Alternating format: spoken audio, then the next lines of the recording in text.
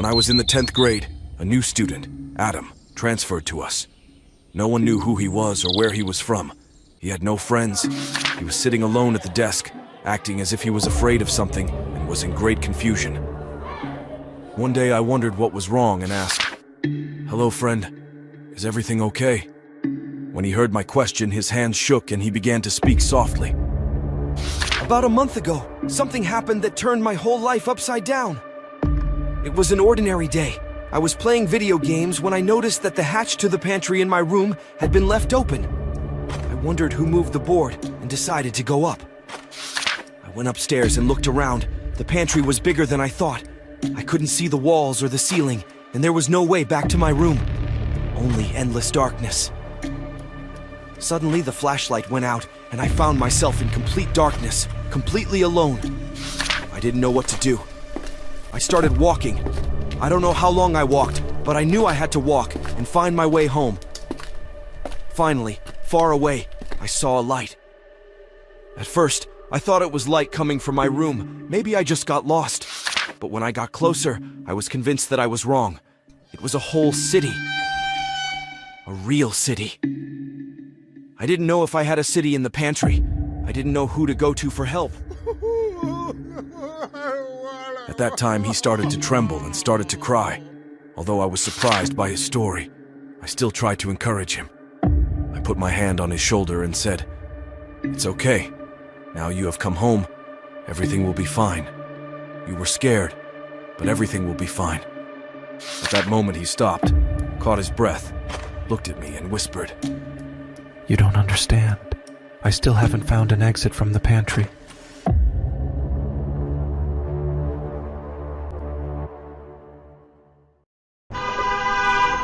When I was 17, I started university in a big city where my grandmother lived. My family decided that I would stay with her to save on rent. Before I moved in, they warned me that my grandmother had been acting strangely for a few weeks. When I arrived, it was clear they weren't exaggerating. She would talk to the walls in the mornings.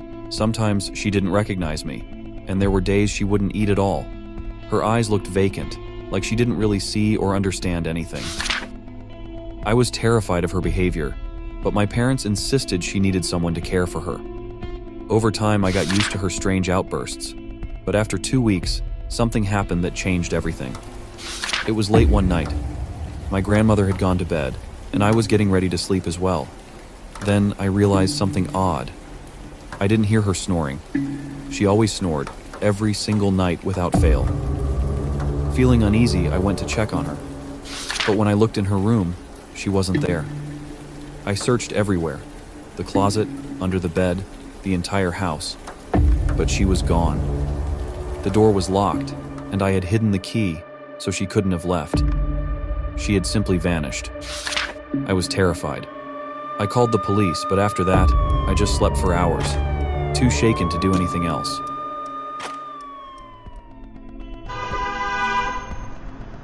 Three days later, she came back, or at least someone who looked like her. Her hair was twice as long and a different color. She seemed younger, stronger, and was dressed beautifully, not like the old woman I had known. She unlocked the apartment door, even though my key was still in the closet. "Hello, grandson. Why didn't you tell me you were here? I've been in the village tending the garden." I was shocked. I didn't want to frighten her, so I stayed silent. But to this day, one question haunts me. Who had I been living with for those 2 weeks? And did that person even exist? My sister's room was right next to mine, but to enter hers, you had to pass through mine first. Our beds were placed so that only a thin wall separated them. We had this little habit. We'd knock on the wall. 3 knocks meant sweet dreams or something like that. At the time, my sister was 22 and I was 16. One night, something happened that I still can't forget. It was a Saturday evening. Amanda had gone out with her friends, while I stayed home to study for my exams, which were taking up my entire weekend. By 10 p.m., the house was quiet, and my parents were already asleep, as they usually went to bed early due to their early work schedules. The silence was calming. A dim light filled my room as I lay in bed reading. I got up for a glass of water, returned to my book, and then suddenly heard a strange noise from my sister's room. I figured she had come back quietly and slipped into her room without making a fuss, so I didn't think much of it, and continued reading. Then, I heard 3 knocks on the wall. I knocked back 3 times, our usual signal. A moment later, it happened again, and I responded once more. This back and forth continued, but I eventually stopped paying attention, thinking Amanda must be in a really good mood after a fun night out. Suddenly, the knocks became louder, almost as if multiple people were banging on the wall at once. Startled, I jumped up, feeling both annoyed and confused, and stormed into her room. We lived on the first floor, and the street lamp outside always cast a faint light into her room. As I opened the door, I saw Amanda hiding under her blanket. "Are you crazy? Why are you banging on the wall?" I asked. She didn't respond. She just giggled softly. Irritated, I left the room and returned to bed. A few minutes later, I heard the front door open. I listened as footsteps approached, and someone placed keys on the table. Amanda walked into my room, greeted me, and headed to her room. I greeted her back, and then it hit me. Amanda had just come home. But if that was the case, who had been knocking on the wall earlier? Panicked, I rushed to her room, opened the door, and saw her standing still, staring at the bed. I looked over and saw that the entire room was smeared with dirty footprints. The footprints looked human, but they were oddly long and thin. Amanda always left her window slightly open, but now it was completely wide open. The window, the windowsill, and even the clothes rack were covered in mud. We were both frozen in shock and fear. Moments later, we woke up our parents and told them everything. They were just as terrified as we were. That night, Amanda slept in my room. The next morning, as we were cleaning up her room, we decided to inspect the building. Our apartment was part of a tall, white brick building. To our horror, we discovered that the same dirty footprints covered the outside of the building. They were near the windows of our neighbors' apartments, too. It seemed like this thing had only found one open window, Amanda's. But one thing still haunts us to this day. How did it know about our knocking habit? Had it been watching us, waiting for the perfect moment to slip inside?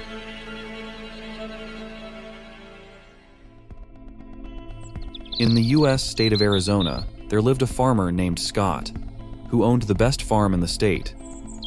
His crops were exceptional, and people from all over would come to buy his produce. Giant pumpkins, perfect cucumbers, tomatoes, and a variety of fruits and vegetables. Everything was of the highest quality. Whenever people asked how he grew such fine crops, the old farmer would always give the same answer. It was all thanks to his scarecrow, Alfred. "I owe everything to that scarecrow, thanks to Alfred," the old man would say. "Neither birds, insects, nor rodents come near my crops." Farmer Scott had made Alfred himself. He spent months crafting him to be as terrifying as possible, knowing that only a truly frightening scarecrow could keep pests away for good. Alfred had long, broken arms, stretching nearly 2 meters in length, and spindly legs to match. But the most horrifying part was his head, a grotesque face carved from an enormous pumpkin. Even the old farmer sometimes shuddered at the sight of his creation, but Alfred was incredibly effective at his job. Nearby, there was a smaller farm owned by 2 young brothers, Josh and Garrett. The brothers were lazy and didn't take proper care of their farm, so their harvest was never very good. Jealous of Scott's success, the brothers hatched a plan. They wanted to ruin him, then buy his farm so they could reap the rewards of better crops. One night, the brothers decided to act. They snuck into the old farmer's yard and stole his prized scarecrow, Alfred. They took him home and hid him in an old wardrobe where no one would find him. The next morning, when Scott awoke, he discovered that his terrifying creation had disappeared and his entire crop had been destroyed.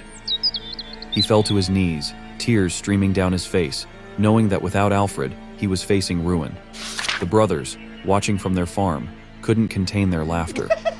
Scott heard their laughter and approached them, asking if they had any idea what had happened to Alfred. The brothers looked him in the eye and lied, saying they had no clue where the Scarecrow might be. You know I'll go bankrupt and have to sell my farm. Josh chuckled and said, That sounds like your problem, doesn't it? I wouldn't want to be in your shoes. Garrett added with a sneer. The old farmer turned and walked back to his home, head hanging low, tears still falling as he realized his farm would soon be gone. That night, Josh and Garrett struggled to sleep, not from guilt, but because they couldn't shake the image of Alfred's terrifying pumpkin face. They decided they couldn't sleep while that hideous Scarecrow was in their home. Garrett grabbed a baseball bat and smashed Alfred's pumpkin head to pieces. The room was littered with pumpkin shards. The brothers cleaned up the mess, took the trash outside, and returned to their beds. This time, they slept soundly, no longer haunted by the thought of the Scarecrow. But after midnight, they were awakened by a strange noise. Someone, or something, was pounding on their door, trying to get in. Did you forget to let the dog in? We don't have a dog. Josh replied with trembling voice. Suddenly the door creaked open. In the small gap, they saw one hay-filled hand, then another. The brothers were frozen with fear, unable to move, as the headless Scarecrow slowly approached them. All they could do was watch in horror as Alfred came closer and closer. Garrett felt the cold, straw-filled hand grab his leg, and he screamed as loud as he could. He begged his brother for help, but Josh was already running out the door. Josh ran as fast as he could, not daring to look back, screaming at the top of his lungs. As he passed their neighbor's house, he saw the old farmer standing by the gate, a strange smile on his face. Josh kept running, but in his panic, he tripped over a large tree branch. When he turned around, terror gripped him even more. Alfred was right behind him, slowly closing the distance. But that wasn't the worst part. The Scarecrow had a new head, and it looked exactly like his brother's. No.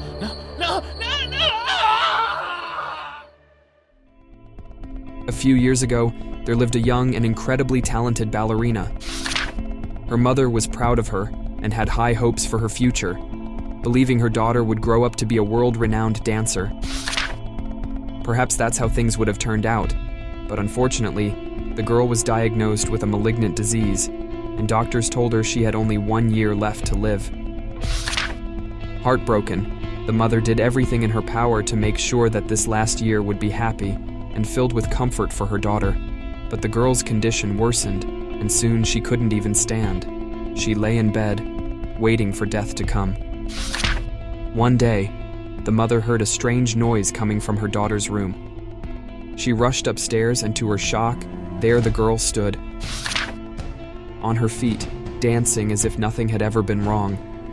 The woman watched in amazement as her daughter danced, mesmerized by how gracefully she moved, just like in the days when she was healthy. Bewitched by the sight, the mother grabbed her camera and began taking photos. Suddenly, the girl stopped, and it was only then that the woman noticed her daughter's pale, almost lifeless face. The ballerina collapsed. They rushed her to the hospital, but she passed away on the way. The doctor later told the mother that the dance had drained the very last bit of life from her. After the funeral, the mother decided to print the final photos she had taken and headed home. When she arrived, she sat down to look through them and froze in terror. In the photos, something, its red hands wrapped tightly around her daughter's neck, was forcing her to dance.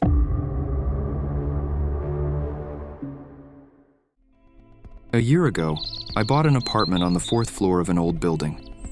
I purchased it from an elderly man. The apartment was well kept, a bit old-fashioned, but perfect for me at that point in my life. On my second day there, I heard a knock at the door, even though the doorbell worked just fine. I thought it must be the neighbors, so I went to answer it. I was startled. A frail old woman stood on the doorstep, and just seeing her sent shivers down my spine. She was dressed in black, her head bowed, and a terrible smell filled the hallway. She asked if I could call for Elizabeth, the previous owner of the apartment.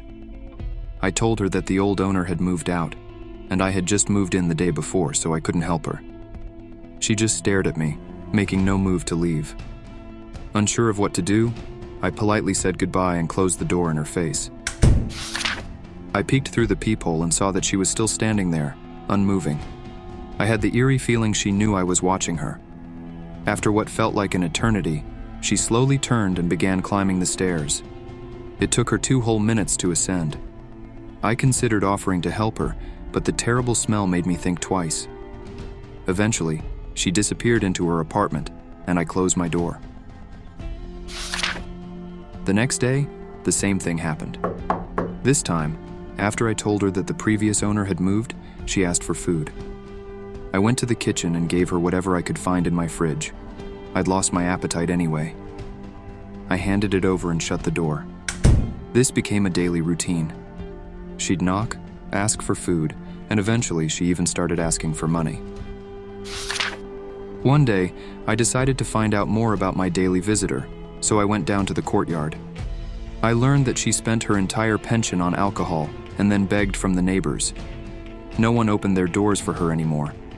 They also told me her granddaughter lived in the next building, but had no interest in the old woman. If anyone brought her up, the granddaughter would quickly change the subject. After that, I decided to stop opening the door. She'd still come by, knock for a few minutes, and then leave.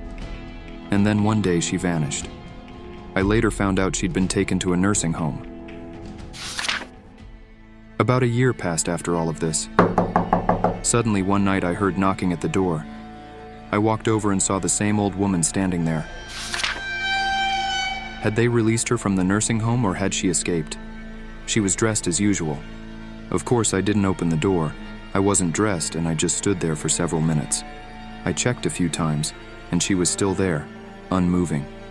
Suddenly, she started walking up the stairs. But not normally. She was moving backward and she was watching my door the entire time. I didn't know what to think. Maybe she'd gone mad in the nursing home. I crawled back into bed and eventually managed to fall asleep. Early in the morning, I woke up to noise in the hallway. I went outside and saw her granddaughter with a few police officers. I went downstairs, and a few elderly residents were sitting outside. I asked them what was going on. I found out the old woman who knocked on my door the previous night had died 2 days ago in the nursing home. I was shocked, but said nothing. I decided to forget the whole thing. That night, I was woken up by loud banging on my door. I rushed to the door and looked through the peephole.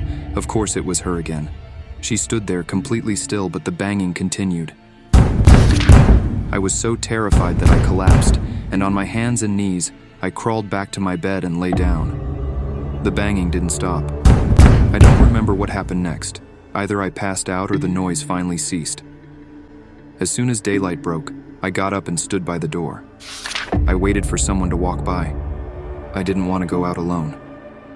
Finally, I rushed out and went to a bar near the building. I put the apartment up for sale immediately and never went back.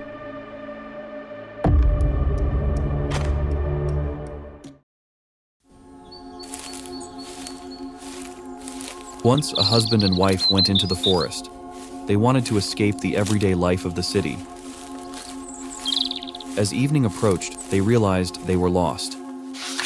The wife was nervous, but her husband reassured her, saying they would surely find their way back home. Hours passed, darkness fell, and they had no idea where they were. They didn't have a compass, and their phones had no signal. Soon they began to lose hope, but suddenly, they spotted an old cabin in the field. The building looked unreliable, as though no one had lived there for many years. The man knocked on the door, but there was no answer. He pressed the handle, and the door creaked open. Inside, the house was in even worse shape than outside. There was no furniture, just sawdust on the floor. The place was filthy. As the couple entered the house, a creeping feeling overcame them. They noticed strange writing on the walls. Upon closer inspection, they made out what it said: "Death, death, death."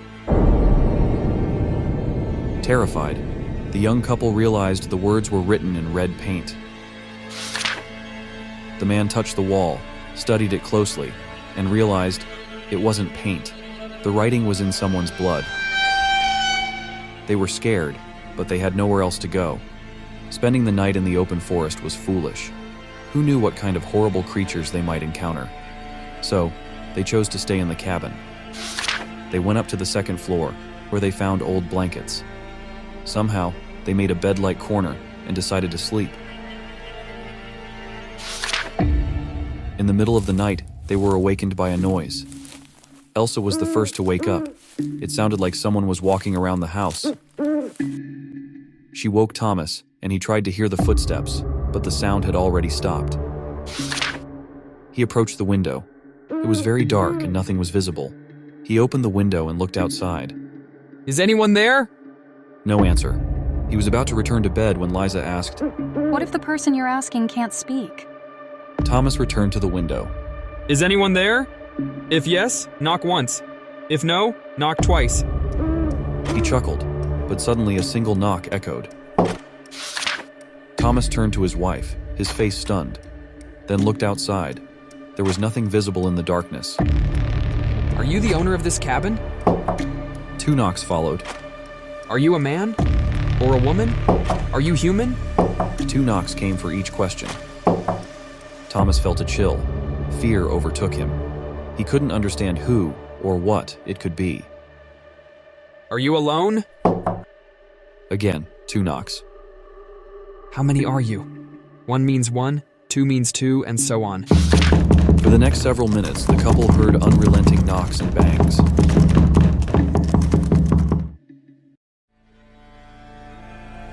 That night, I had a strange dream. Strange because it felt so close to reality. Everything I saw and felt there seemed so real. I was at my friend's party, the building packed with people. Everyone was drinking and laughing, including me. Suddenly, the door swung open, and the room fell silent. A tall, blonde man appeared in the doorway, his face expressionless, his eyes cold as ice. He walked in slowly. No one spoke a word, but we all knew he was the devil. He moved past us with deliberate, slow steps, while we stood there pale and speechless, watching him. I felt his icy gaze pierce through me. Slowly, I lifted my head, and he was looking right at me. He had come for me, to take me away. I woke up screaming. It took me a while to calm down, and I blamed the whole thing on the horror movie I had watched before bed. Besides, my friend was hosting a party tomorrow at a hotel, and I figured the dream was just my thoughts lingering from that.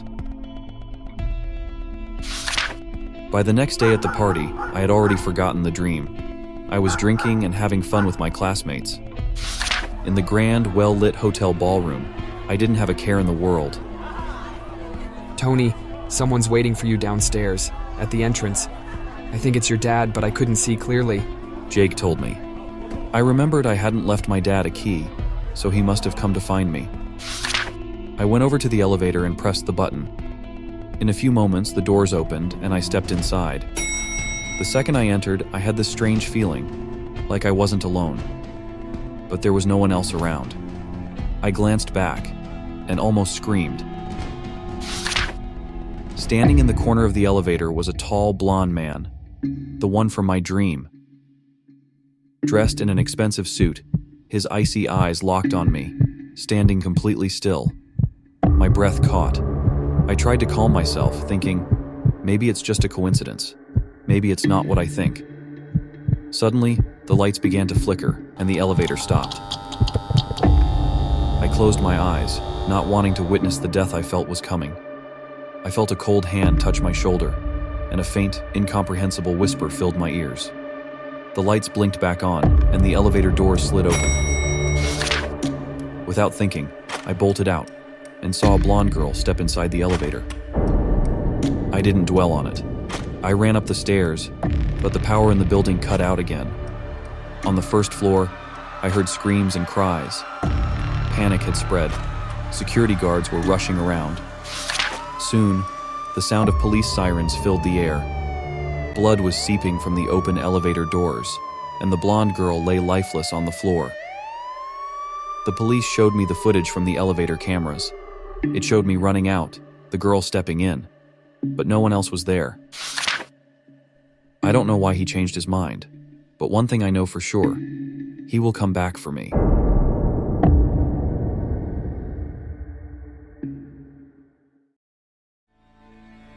I'm 16 years old, and one day my laptop showed that it picked up a Wi-Fi signal named Trabu. The signal was strong, and most importantly, it had no password. The first thing I did was try to connect to the internet, and that was my fatal mistake. I couldn't access any website, and soon the network disappeared. At that moment, I didn't give it much thought. The next evening, I was sitting at my laptop as usual when, suddenly, a new browser window opened on its own.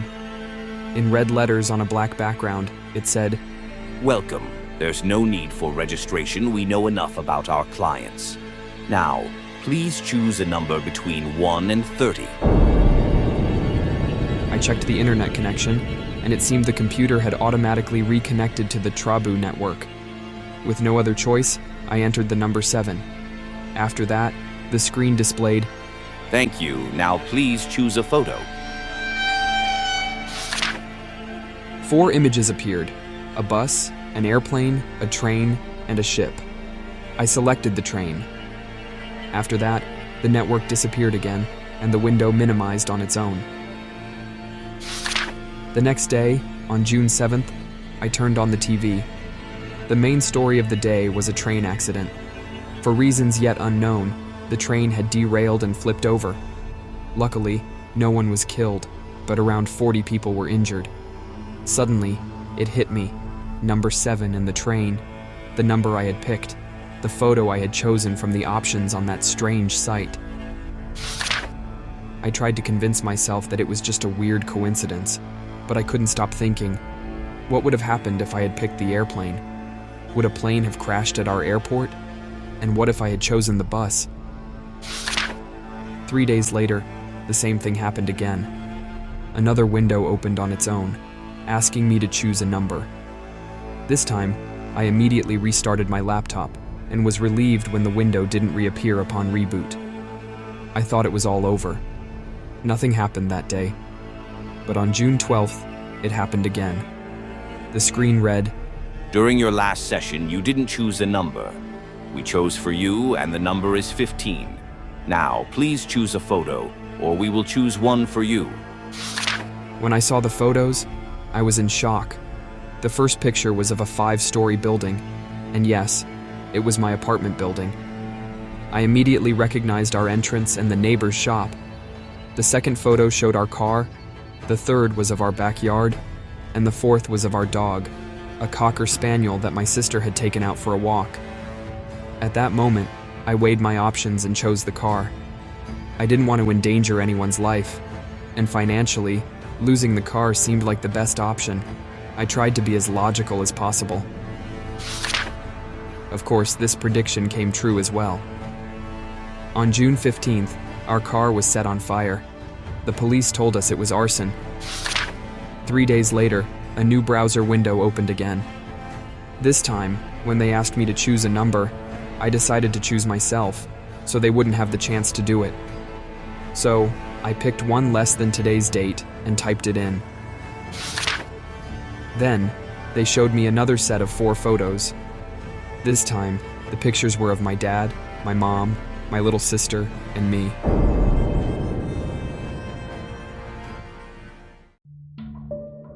Have you ever had the feeling that you've forgotten something? No matter how hard you try, you just can't remember, but it keeps bothering you. I felt that way once after work, around 6 p.m. I walked outside and headed to the bus stop. As I was waiting for the bus, I was overwhelmed by the sensation that I'd forgotten something. But what? I just couldn't recall. I told myself it was nothing, but the feeling wouldn't go away. I considered going back to the office, but I quickly dismissed the idea. I was too exhausted. All I wanted was to get home as fast as possible. The bus arrived, and I got on. As usual, every seat was taken. When the bus started moving, I stumbled and bumped into a man. "I'm sorry," I said. He didn't respond. didn't even look at me.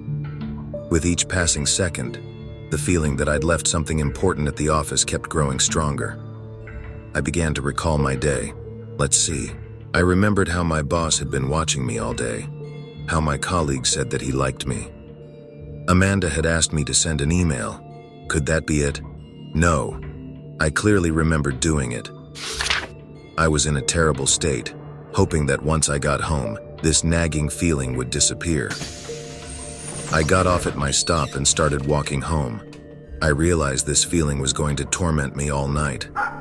What should I do?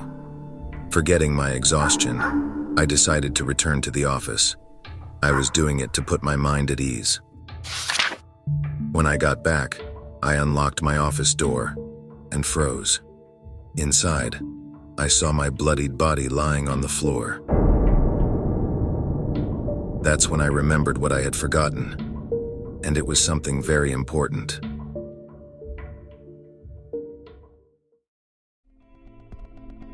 In the winter of 1935, a fierce wind blew through a small village in Japan, and the snow showed no mercy to the villagers.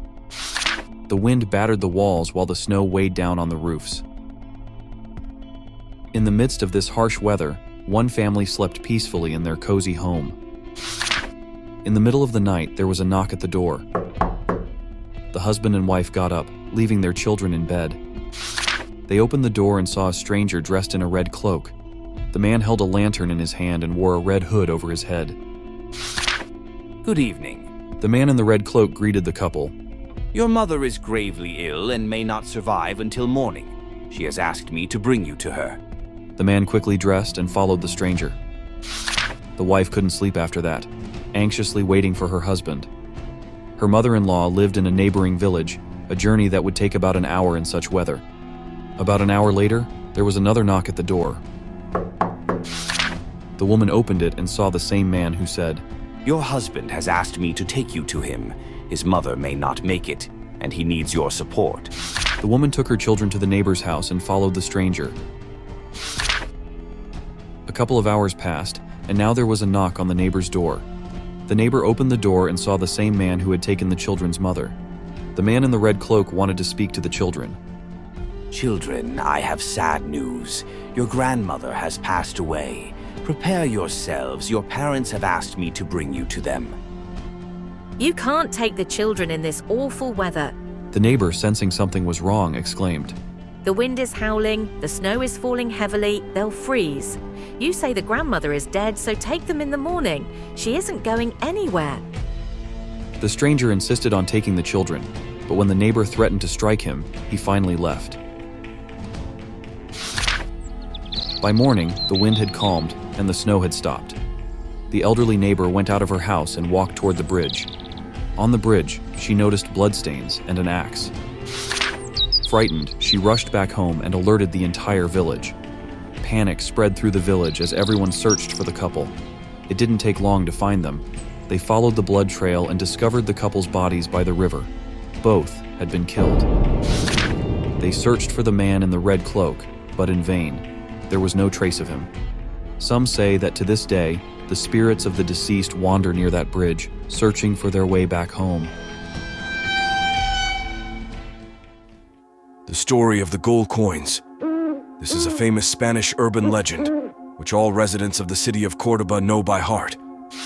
According to legend, in the Spanish city of Córdoba, there is a very large and old house where ghosts live. Previously, a family lived in this house.